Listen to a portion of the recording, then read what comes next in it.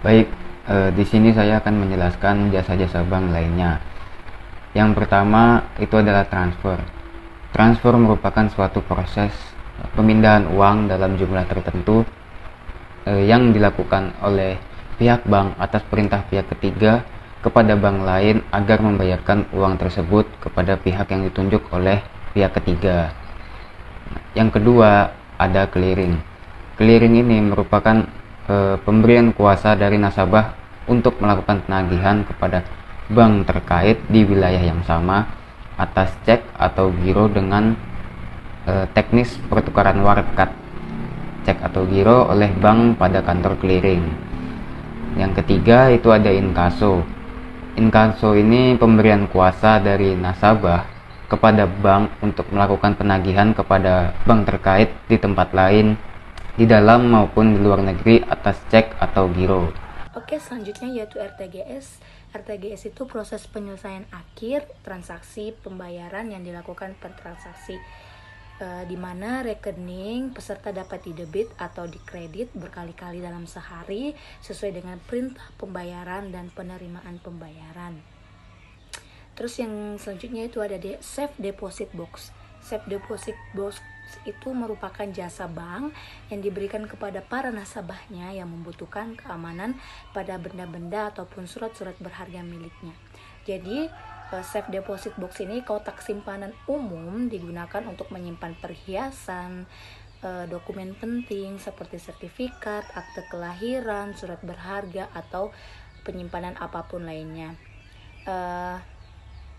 yang perlu dilindungi dari pencurian, kebakaran, banjir, dan lain-lain sebagainya. Oke, yang selanjutnya itu ada bank card. Bank card itu bisa dikatakan dengan ATM yang dikeluarkan oleh bank yang bersangkutan kepada nasabah untuk dipergunakan sebagai alat pembayaran di tempat-tempat yang menyediakan fasilitas untuk ATM ini.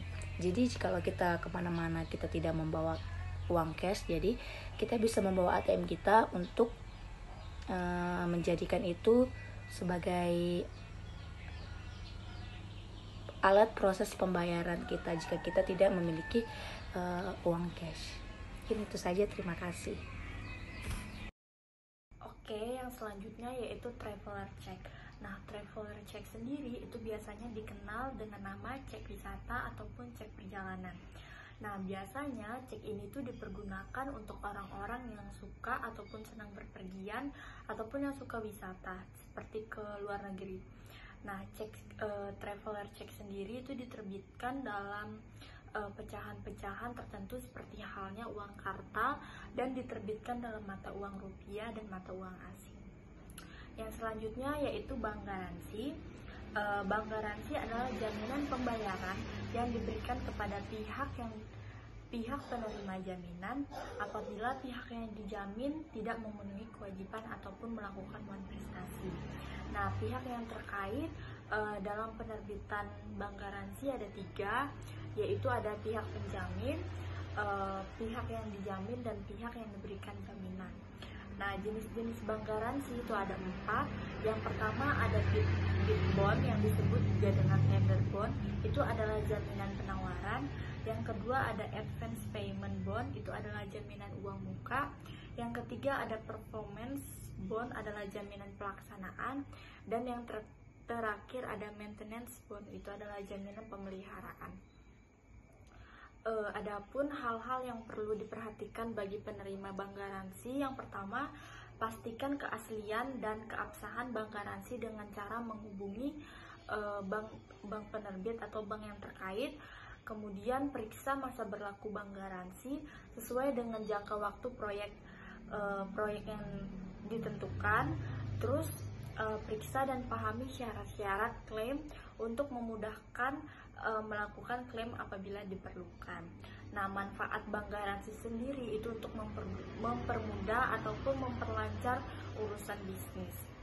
Kemudian ada LC atau Letter of Credit. Nah, Letter of Credit itu merupakan salah satu jasa bank yang diberikan kepada masyarakat untuk memperlancar arus barang termasuk barang dalam negeri. Nah, Kegunaan letter of credit sendiri itu adalah untuk menampung dan menyelesaikan kesulitan-kesulitan dari pihak pembeli atau importir maupun penjual eksportir dalam transaksi dagangnya. Nah, pembukaan LC oleh importir itu dilakukan nasabah melalui bank yang disebut opening bank atau issue bank, sedangkan bank eksportir itu merupakan bank pembayaran terhadap barang yang diperdagangkan. Nah, dalam hal ini eksportir itu berhubungan dengan bank atau pembayar atau disebut dengan advising bank. Kemudian pelaku letter of credit itu ada aplikan atau pemohon kredit dalam importir atau pembeli yang mengajukan aplikasi letter of credit. Yang kedua ada issue bank atau opening bank adalah bank pembuka letter of credit. Kemudian ada karir, itu ada pengangkut barang yang dikirim atau perusahaan pelayanan penerbangan untuk di beberapa negara dengan perbatasan darat, bisa juga perusahaan angkutan darat seperti truk, kereta, dan lain-lain. Kemudian ada paying bank, itu adalah bank yang secara khusus ditunjuk dalam letter of credit untuk melakukan pembayaran dan beneficiary berkewajiban menyerahkan dokumen kepada bank tersebut. Sekian presentasi dari kami ucapkan terima kasih.